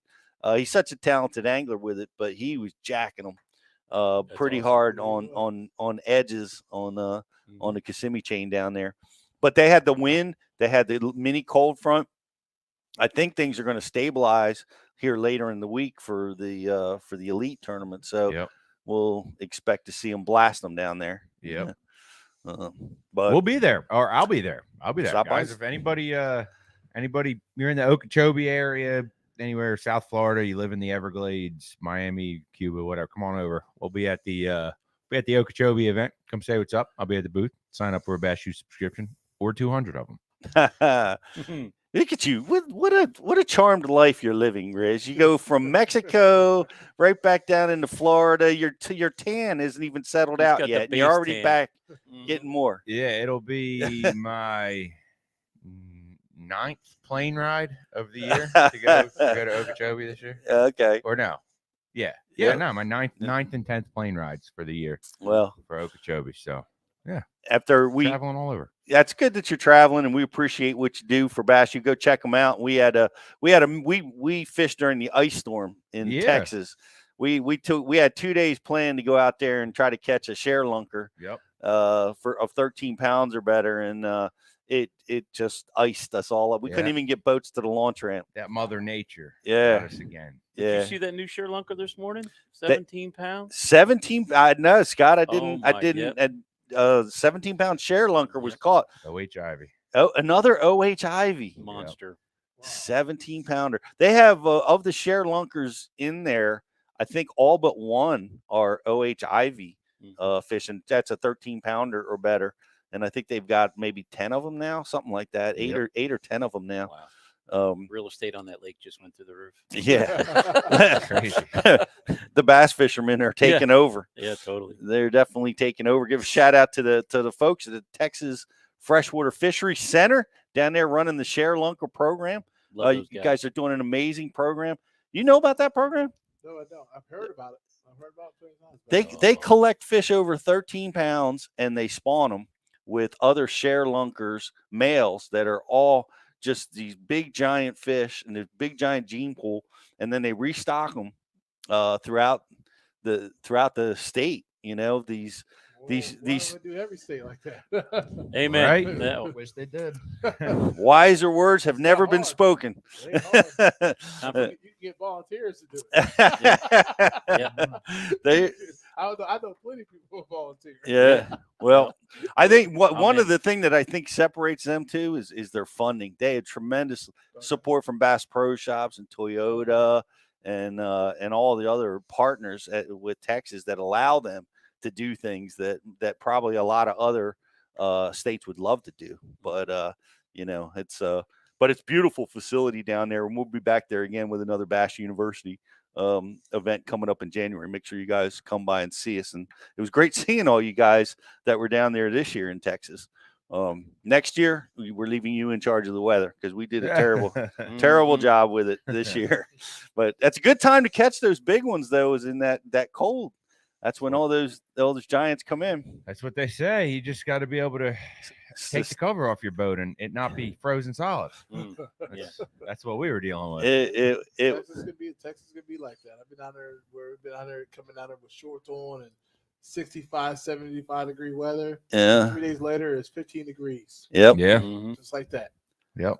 Yeah. That's what we dealt with. It was exactly that. It was 65 degrees the day before we fished.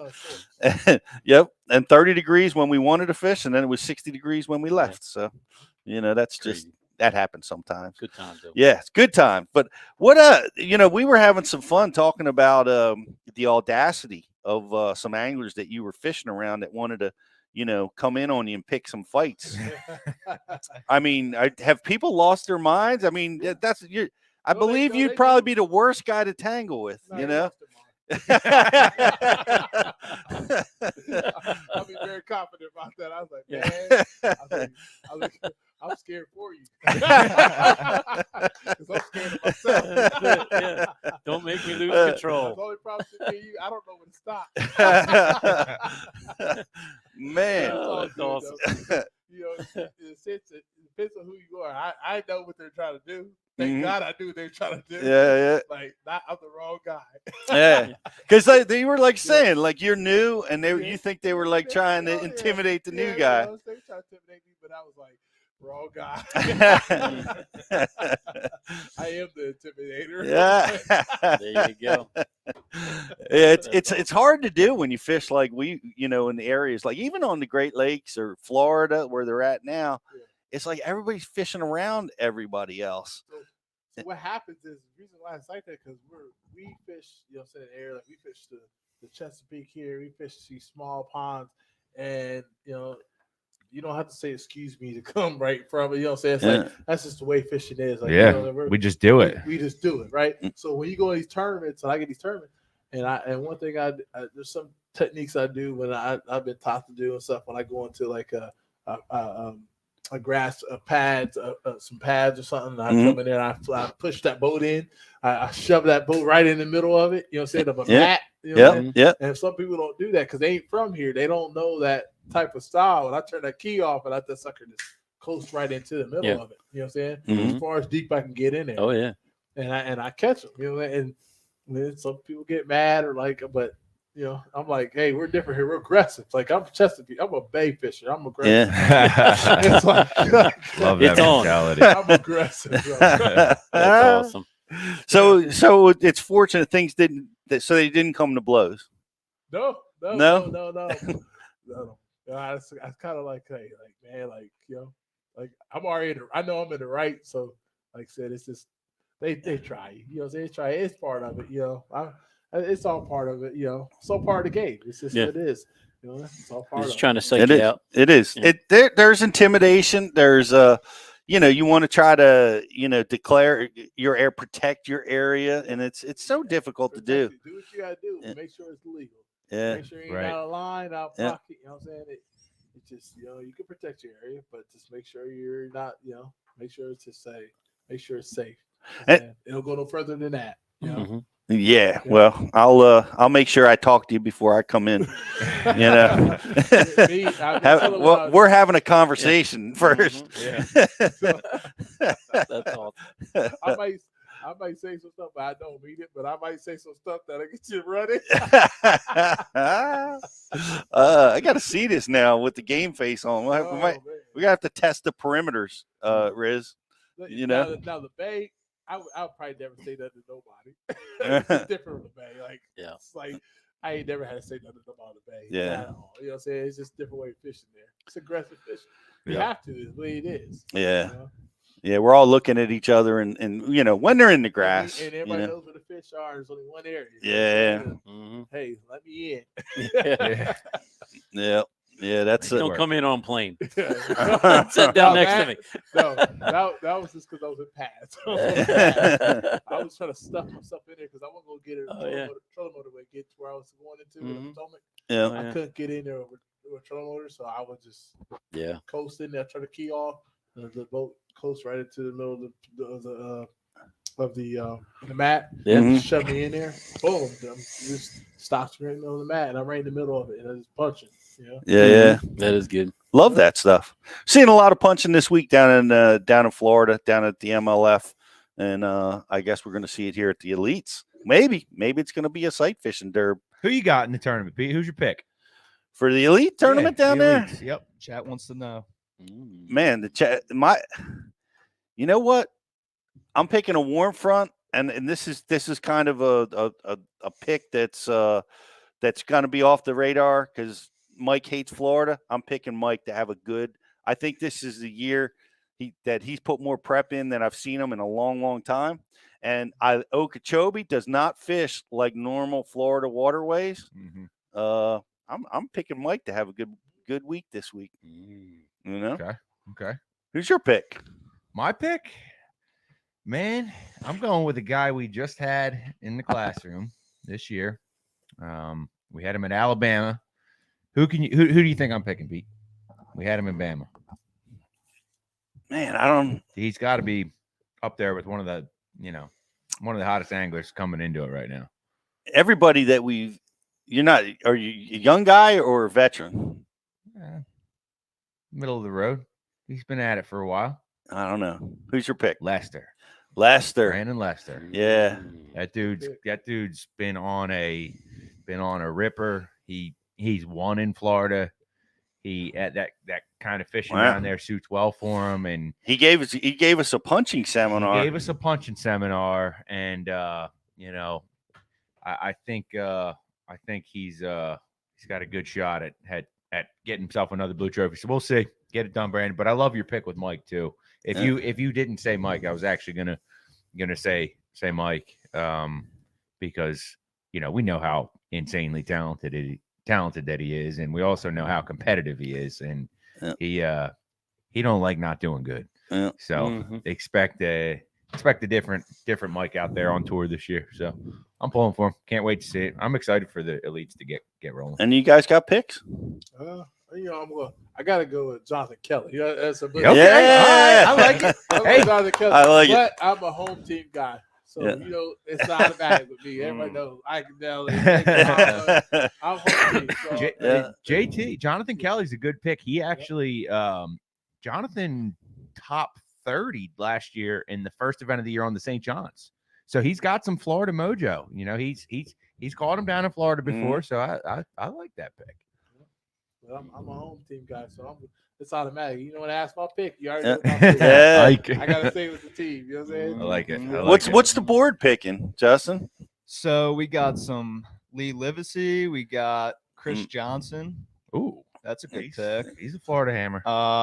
My pick, I'm going with Seth Fider. Okay, all right. And Seth. My Chris says Mike. He's always his fantasy pick. Okay. He needs to get it done. I'm going old school. I'm going Rick Clun. I'm bringing it back. He knows how to win in Florida. He can catch him on 9-pounders one after another. 7-pounders. I'm all over that. Yep. You never know. No, that's good stuff. Well, you're new to this game, relatively speaking. You've learned a few things over the last few years. What advice would you give somebody who wants to try to go for it? What would be your best advice for somebody taking on this sport? Taking on the sport is first be a co-angler. First be a co-angler. You know what I'm saying? Me, I'm just doing it because I love this passion. It's a passion for me, and I'm going ahead first. You know what I'm saying? Because I was blessed able to do that. You know what I'm saying? But person getting it, there's a lot of things that come with this. You know what I'm saying? Time, money. You know what I'm saying? And it's just it's a lifestyle. It has to be a lifestyle. You know what I'm saying? To do this. And if you'll be really good at it, you got to make this into a lifestyle. It has to be part of your everyday living, or just part of your life. It has to be somewhere in your life. But be a co-angler first. Be a co. Yep. Good. That's the number one I would say is be a co-angler, because you learn so much. You know, even if you don't go out there, you get backboated or you don't catch nothing. trust me, you're going to learn something. You're Yeah. going to take something from every trip. Yep. And it don't cost that much to be a co-angler as far as like being a boater, because it costs a lot more. So just invest your money into being a co-angler first, learning and listening to people. You know what I'm saying, and going. And one thing I say is go what you got feeling. Go what you got. Yeah. Good sound advice, and subscribe to Bass University TV. Yes. You forgot to mention that, Trent. You were going to get a free hat, too, man. I'm sorry. Is this mine, y'all? Yeah, that's yours. Now they're going to get one?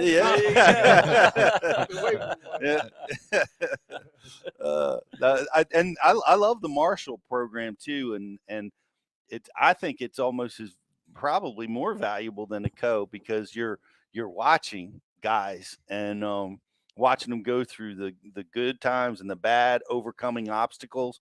That's just priceless to me, because a lot of times when a co's great, you learn a lot there too, but the Marshall, I think you should do both. The Marshall program takes the rod out of your hands, so you're not distracted. You're basically in class. Yep, makes you focus. Anything else too? When you come Marshall, that's the closest thing to the elites and the pros. So you really want to learn. Yeah, get closer to the top guys. So for sure, that's a good recommendation. Become a Marshal. Yep. And you're right there. You're really at the top of the chain. You know what I'm saying? Of that. You know what I'm saying? At this point, best $100 you overspend. Yep. Yep. You're aspiring your goals to make it to the top level. I want to hit you with a reality check. We haven't seen a $50 million contract in bass fishing yet. I don't know if we want that, because and the whole United States be trying to everybody look. I know you may have some experience with this kind of level of contract, but paying $500 just to try to get onto the pay, try to get in the boat ramp. Yeah, that's it. Because everybody be on the water. Right. Oh my God, yeah. So we gotta keep it. We gotta keep it. There's a reason why everything's in place. That makes sense. It would be too crowded. It'd be too crowded. COVID already packed our boat ramps, so we have. wish it was like that. Yeah. Wouldn't it be something? Oh God, man! If you had that, man, it would be awesome. It'd be awesome if it was like that. Which is, you know what I'm saying? I wish it could, but it'd be awesome if the contracts were big like that. You know what I mean? And I mean, I'm talking about it'd be very competitive. I mean, very, very competitive. I mean, to a point to where, like, when I say you making a lifestyle, like it's got to be your life. Yeah, it's got to be. This is what like me playing football. That's why that was everything to me. That's all I wake up and that's why we go to camp for. You know what I'm saying? All we could think of is football. And there's a reason for camp. You know what I'm saying? It's just building that structure and that and everything. But I wish it was like that, man. Well, I think the people that are at the top of this game right now, they're playing. I don't think if the contracts were $100 a year, I think they'd still be at it with the intensity that they are right now. That's what I wish it would be, is that they make these like the Bass Open, at least I'm talking about like live. I'm talking about like national same coverage, but I mean on the main platforms like the like I'm talking about NBC, like the big, you know what I'm saying, platforms, like I'm talking about make it a big spectacle, you know what I'm saying? Yep. And I think it shouldn't be hard to make a big spectacle, you know? Yeah. It's just I wish they would just make it this lot easier for it to be live on like these big. You know what I'm saying? I love the live. The live is a new addition in the last 10 years or so, and I mean I watch it while I'm fishing. I have the live on. It's right there. I have it, my phone or my iPad, and I'm listening or I'm watching and I'm fishing at the same time. I'm addicted to this stuff. But I understand because I know how you fish, and I know why he has to be on live. He's staring at the rod for 8 hours. There's times where I be sitting there cranking or something, and he's standing right in front of me. So I was going to chest him again, right in front of me. I'm like this. And I said, I know why you gotta look at that line. I ain't gonna say nothing else. What about? How do I fish? Am I fishing too slow? Oh my God. Trent nails it. It's single, man. I counted it out. My watch. I'm cranking. I'm like, I look at my motor. I forgot who. I don't know if it was. It might have been Benny Precision was on the boat with me. I look back. I remember looking back. I was thinking about my brother-in-law. I was looking back. I'm like, dang, like he hasn't. It's been 5 minutes. He is not that real yet. That's not true. Check his pulse. He's looking back. And I remember, don't forget this. He looked back and said something to you had some guy with you or something. So I don't know if he was you just brought some guy with you or something. All right. And it was their tournament. He looks back and go like this. So he goes. And I was catching him too. We happened to be in the same spot. And I'm like, God. And he was hooking them up. Yeah. It didn't matter at that day. It didn't matter what you do out there. You was gonna catch him. That's the Dean, man. That's what he does. He was gonna catch him. You just caught me on the day I was fishing slow. That's all. Yeah, but it that day we were at where the fish were, Mhm. and I was cranking and you was doing your thing and we were catching them. Like, we were Yeah. pounding. We're lucky to live at a place like that, you know. I love it. I hope the Opens come back when it's a better time of year. You know, let's get Come on, back Ronnie. there in Set it up. June, July. Man, they would get a crowd. Yeah. They would get a big crowd. The weights would be mind blowing. People would come from if they had the open there, I think they would get a big crowd. As most crowds I've seen, I think they'll get a big crowd. Yeah. There's so many people that love the bass fishing in this part. Oh yeah. Mhm. Northeast. It's like that crowd at Delaware River that year. Yeah. All Yeah, those follow huge. boats and oh man, that would be epic. Yeah, and that's what I want to do. Like I haven't got a chance to do this, guys. Is I want to be a follow boat. Mm-hmm. So I'm waiting for it to come back up this way, Mhm. so I could be a follow boat. You know what I'm Yeah. saying? I might do it on like, but they come with the Champlain or whatever they do one up there.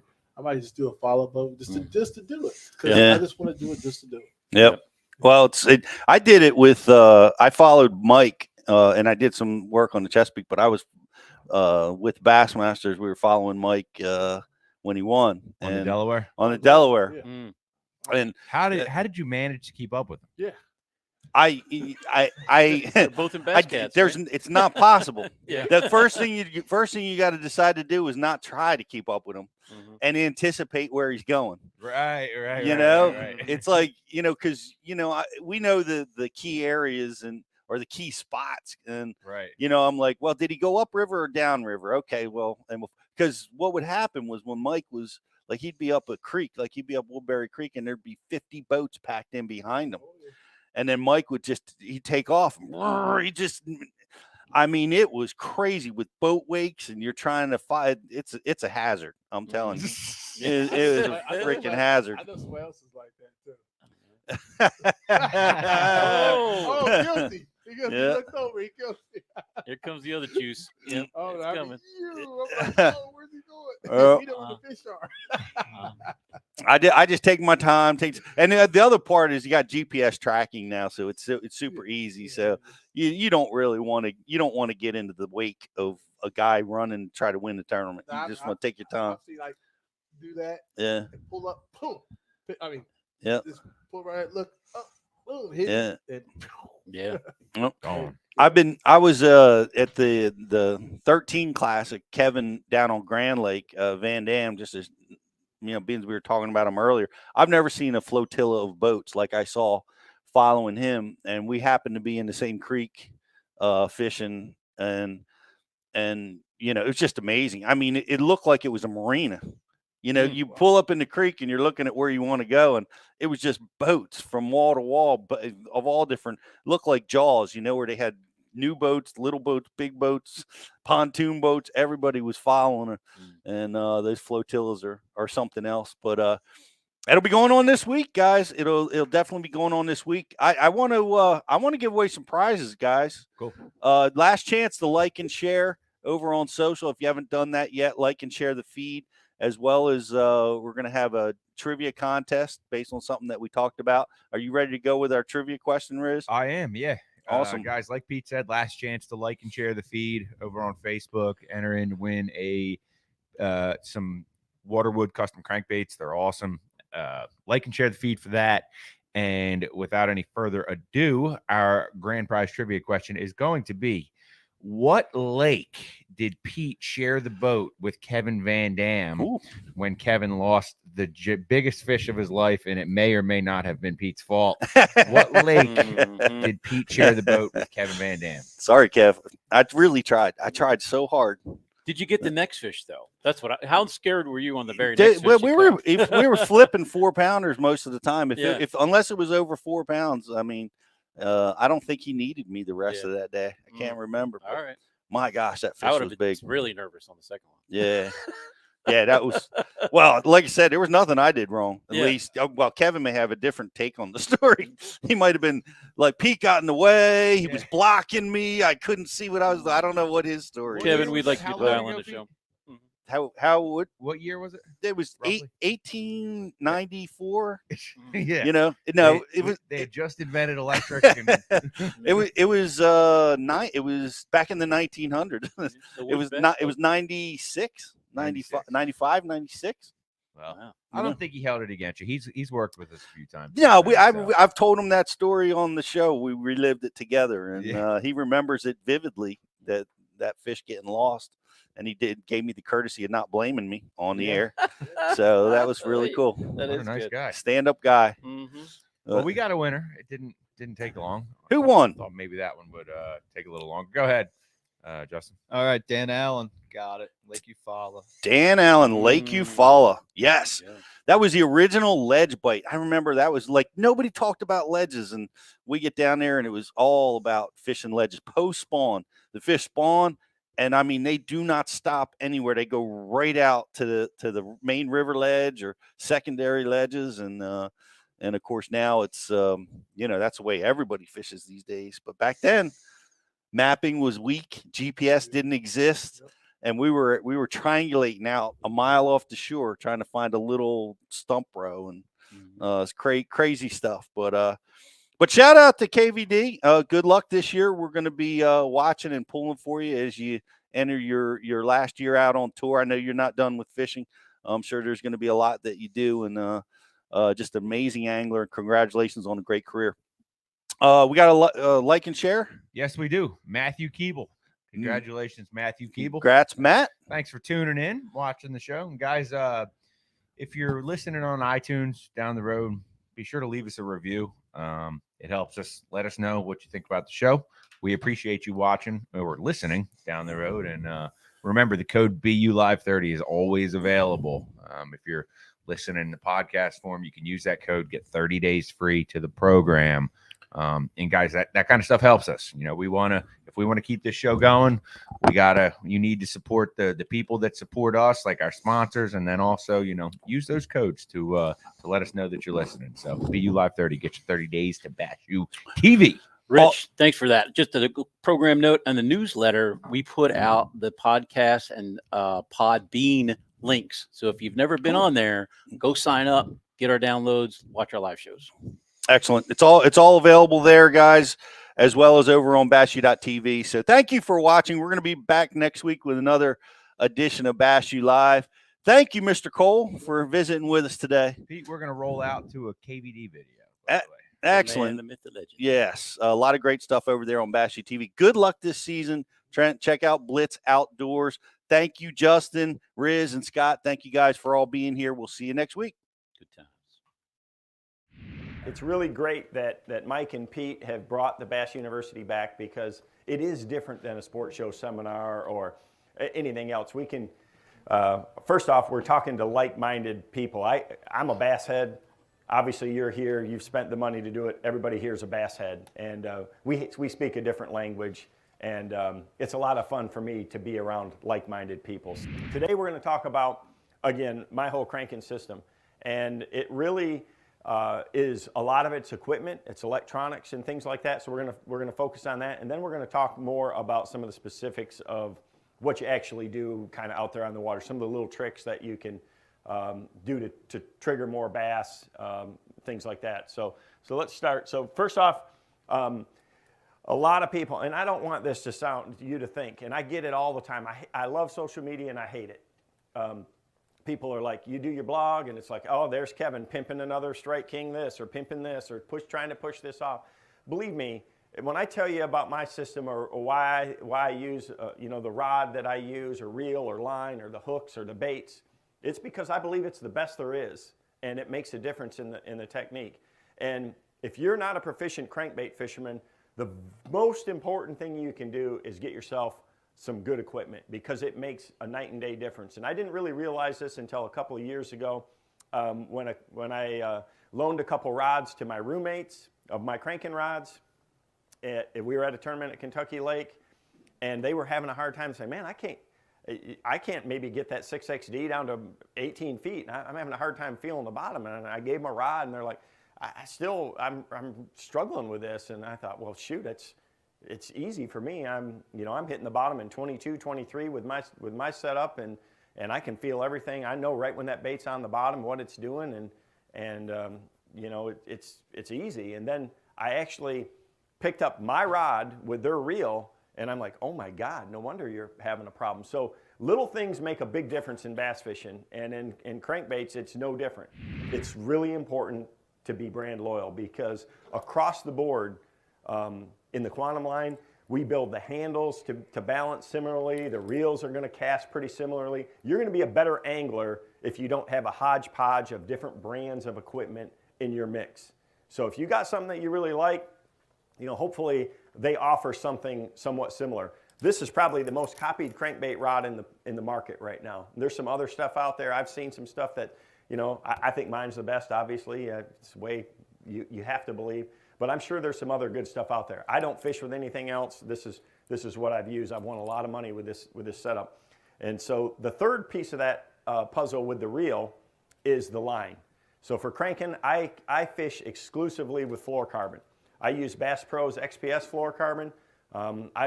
I'm fortunate that over the years, I've really got to work really close with the companies that I work with to develop the products that I use. So I worked with Bass Pro Shops to develop this fluorocarbon that they sell. It's actually made by Seagar for us. It's a special formulation. It's not the same as regular Seagar.